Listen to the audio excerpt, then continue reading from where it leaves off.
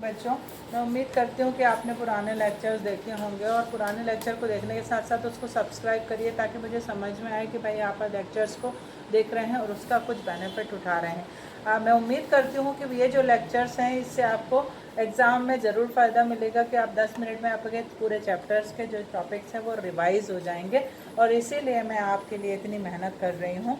इसके साथ ही मैं आज आपको पढ़ाऊँगी क्रिस्टल स्ट्रक्चर। तो क्रिस्टल स्ट्रक्चर में पूरा जो है मैं आपको समझाऊंगी कि क्या स्टार्टिंग से ही चैप्टर के स्टार्टिंग से ही समझाऊंगी। यहाँ पर जो आपको फिगर दिख रहा है वो क्रिस्टलाइन स्ट्रक्चर, तो सॉलिड्स को हम दो पार्ट में डिवाइड करते हैं, क्रिस्टलाइन और अक्रिस्टलाइन। यहाँ पर क्रिस्टलाइन स्ट्रक्चर आपको दिख रहा है। तो क्रिस्टलाइन स्ट्रक्चर का जो एक छोटा सा पार्ट होता है वो यूनिट सेल कहलाता है। यहाँ आपको यूनिट सेल का बाद में यूज़ आएगा। तो उस यूनिट सेल के रिपीटेशन से क्रिस्टल स्ट्रक्चर बनता है और जब ये रेगुलर अरेंजमेंट होता है इसका तो वो क्रिस्टल स्ट्रक्चर बन जाता है। इसको बहुत डिटेल में नहीं समझाऊंगी क्योंकि ये तो आप बुक से पढ़ लेंगे तो एक बार में आपको समझ में आ जाएगा। इसके एग्जांपल शुगर, नमक, ये जिनके जो क्रिस्टल स्ट्रक्चर 3 डायमेंशन होते हैं ना वो कहलाते हैं आपके क्रिस्टलाइन सॉलिड। इनका एक निश्चित गलनांक या मेल्टिंग पॉइंट होता है। ये विषम दैशिक होते हैं और इनकी फिजिकल प्रॉपर्टी जो है अलग अलग दिशाओं में अलग अलग होती है। भौतिक गुण जो होते हैं वो अलग अलग दिशाओं में अलग अलग होते हैं। दूसरा फिगर आपको दिख रहा है अक्रिस्टलाइन सॉलिड या अमॉर्फस बोलते हैं हम इसको, या ग्लासी भी बोलते हैं। तो अमॉर्फस में देखो आपको यूनिट सेल का रेगुलर अरेंजमेंट नहीं दिख रहा, कहीं पर आपको अलग साइज दिख रहा है, कहीं पर आपको अलग साइज दिख रहा है। इस प्रकार जो है ये रेगुलर अरेंजमेंट आपको नहीं मिलता है। इनका गलनांक निश्चित नहीं होता है, ये समदैशिक होते हैं। इसका एग्जाम्पल है आटा पाउडर, ग्लास, प्लास्टिक एक्सेट्रा। फिर अब हम आगे देखेंगे बेसिक क्रिस्टल स्ट्रक्चर एक्चुअली बनता कैसे है। तो क्रिस्टल स्ट्रक्चर को समझाने के लिए ब्रेवाइज साइंटिस्ट ने क्रिस्टल स्ट्रक्चर को जालक और बेस इन दोनों को मिला करके बताया। जालक या लेटिस आपको दिख रहा है यहाँ पर, लेटिस पॉइंट देखिए, ये लेटिस पॉइंट बता रहा है कि ये एक तरह से फ्रेम है, फ्रेम में आप जो है फोटो फिक्स करते हैं। उसी तरह से हम इसको समझ सकते हैं कि ये लेटिस पॉइंट है और दूसरा अब इसमें एटम फिक्स होगा, तो एटम को हम मानते हैं बेस। तो यहाँ पर देखिएगा कि दूसरा जो आपको फिगर दिख रहा है स्क्रीन पे उसमें बेस दिख रहा है, तो बेस ये एटम को बताता है। अब इन दोनों को मिला करके लेटिस प्लस बेस, ये तीनों मिल करके क्या बनाते हैं, क्रिस्टल स्ट्रक्चर। तो थर्ड फिगर आपको बहुत अच्छे से समझाया जा सकता है कि ये देखिए, पहला आपको देखिए लेटिस पॉइंट, दूसरा बेस और तीसरा जो है दोनों को मिला करके देखिए कॉर्नर पे जो रेड कलर के दिख रहे हैं वो एटम आ जा रहे हैं इसमें, तो हर कॉर्नर पे एक एटम, और ये ब्लैक कलर जो है आपको लेटिस बताता है। तो इस प्रकार लेटिस प्लस बेस मिला करके क्रिस्टल स्ट्रक्चर बन जाता है। अब आगे हम देखेंगे कि lattice plus base crystal structure आपको दिख रहा है। ओके, नाउ अब हम नेक्स्ट देखेंगे सिमेट्री। सिमेट्री यानी सममिति। सममिति मतलब समानता से बना हुआ है। तो सिमेट्री अब हम नॉर्मली तो हम समझते हैं कि भाई आपकी भाई बहन में समानता है, इसमें समानता है, इस प्रकार से। लेकिन जब हम फिजिक्स की बात करेंगे तो फिजिक्स में हमको, और फिजिक्स में भी क्रिस्टल स्ट्रक्चर की बात करें तो क्रिस्टल स्ट्रक्चर की सिमेट्री हम किस प्रकार से एक्सप्लेन करेंगे। तो क्रिस्टल स्ट्रक्चर की सिमेट्री को दो तरह से बताई जा सकती है। एक होती है पॉइंट लाइक ग्रुप सिमेट्री और दूसरी होती है स्पेस ग्रुप सिमेट्री। तो स्पेस ग्रुप सिमेट्री आपके सिलेबस में नहीं है, केवल पॉइंट ग्रुप सिमेट्री को हम एक्सप्लेन करेंगे और ये भी 3 प्रकार की होती है। देखिए इसमें पहला है रोटेशनल सिमेट्री। रोटेशनल तो आप समझते हो, घूमना, हम घूमें तो हमको एज सच उसका स्ट्रक्चर मिले, यानी किसी क्रिस्टल स्ट्रक्चर को हम यदि रोटेट कराएं किसी एंगल से तो उसको हमें वैसे के वैसे ही स्ट्रक्चर मिले, तो हमको उसको बोलते हैं रोटेशन सिमेट्री।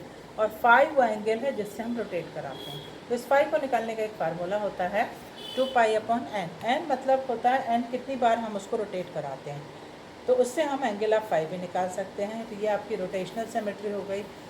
फिर दूसरी होती है आपकी रिफ्लेक्शन। रिफ्लेक्शन आप समझते हैं, परावर्तन, मतलब परावर्तन, जैसे आप मिरर इमेज देखते हैं उसी प्रकार ये रिफ्लेक्शन सिमेट्री को शो करता है। अब यहाँ पर परावर्तन में हम देखते हैं, जब हम इसको रिफ्लेक्शन देखें, परावर्तन देखें तो हमको वही स्ट्रक्चर मिले, तो उसको हम बोलते हैं रिफ्लेक्शन सिमेट्री। तीसरी होती है इन्वर्जन सिमेट्री। अब इन्वर्जन सिमेट्री या प्रतिलोमन, प्रतिलोमन मतलब उसका उल्टा, जैसा कि आपको फिगर में दिख रहा है कि इसका प्रतिलोमन करने पर हमें उतना ही स्ट्रक्चर मिलेगा। ठीक है, अब देखिए इसके बाद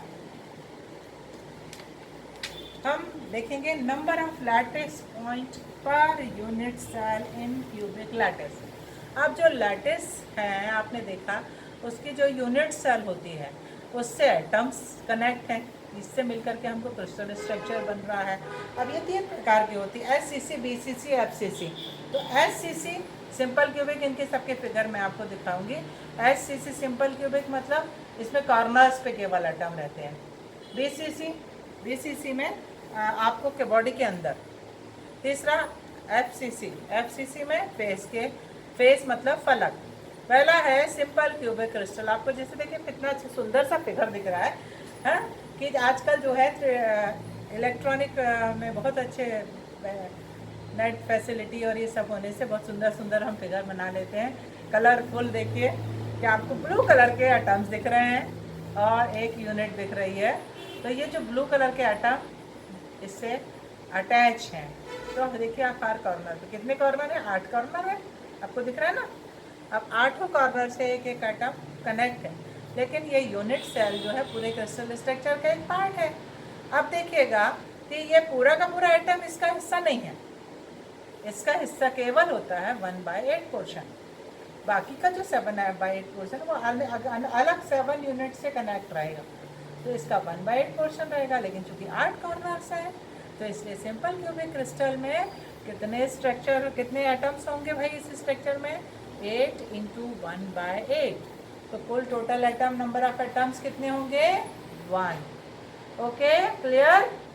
आई थिंक आपको समझ में आ गया होगा कि SCC में कितने नंबर ऑफ एटम्स होंगे इन लैटिस पॉइंट एक यूनिट सेल में, 1।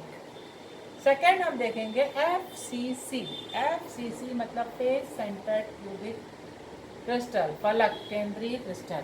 अब देखिए इसमें क्या होगा, ये भी यूनिट सेल बता रहा है। इस यूनिट सेल में अब आप देखेंगे कॉर्नर के एटम तो सभी में रहेंगे भाई, तो उसका तो एक एटम आपने मान लिया।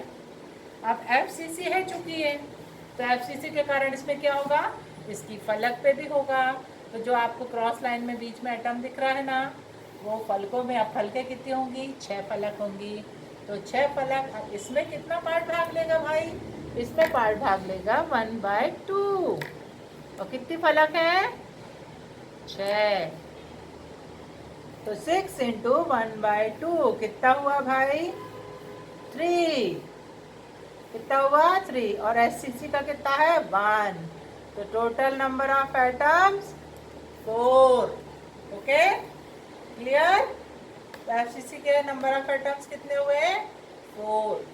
Third one is body centred. Body centred में जैसे हम एक बॉक्स के अंदर एक बॉल रख दें, आपको फिगर में भी बड़े क्लियर दिखेगा कि बॉक्स के अंदर देख लो आप, बॉल दिख रही है। तो बॉल मतलब टोटल नंबर ऑफ एटम्स। तो जैसे चॉक बॉक्स ले लो आप, चॉक बॉक्स के अंदर आपने एक एटम रख दिया, तो कॉर्नर के तो एटम है ही। तो SCC का कितना हो गया, 1। SCC का 1 और इसके अंदर पूरा का पूरा एक एटम है, तो 1 + 1 = 2। तो बॉडी सेंटर्ड में नंबर ऑफ एटम्स कितने होंगे, 2। तो SCC में नंबर ऑफ एटम्स 1, FCC में नंबर ऑफ एटम्स 4 और BCC में नंबर ऑफ एटम्स 2 होते हैं, सॉरी। ओके, तो ये हो गया हमारा SCC, BCC और FCC। ठीक है, अब इसके बाद जो है अगले लेक्चर में हम पढ़ेंगे 7 system of crystals. Okay, thank you, bye.